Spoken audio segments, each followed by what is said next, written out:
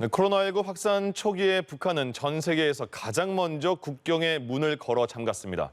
하지만 긴 봉쇄 조치로 경제적 어려움에 처하자 중국에 노동자들을 내보내는 등 대외 경제 교류 재개를 시작한 것으로 보입니다. 방주희 PD가 전해드립니다. 북한은 올해 초 코로나19 방역을 위해 북중 접경 지역을 비롯한 국경을 완전 봉쇄했습니다. 국제사회의 대북 제재 장기화와 폭우 피해, 국경 봉쇄까지 겹치면서 심각한 경제난을 겪고 있는 북한이 대외 경제 교류를 재개하고 있다는 보도가 나왔습니다.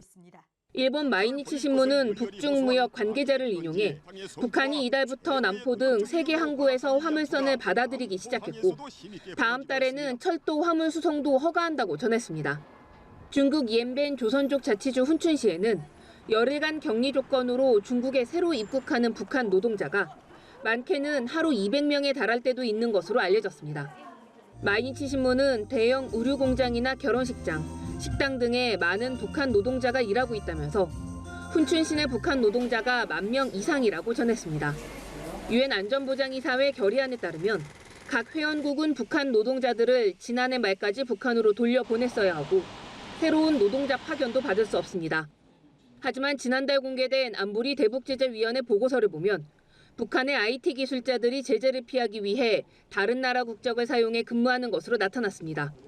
이런 점을 감안하면 중국에 새로 입국하는 북한 노동자들도 제3국의 국적을 사용해 취업했을 가능성이 제기됩니다.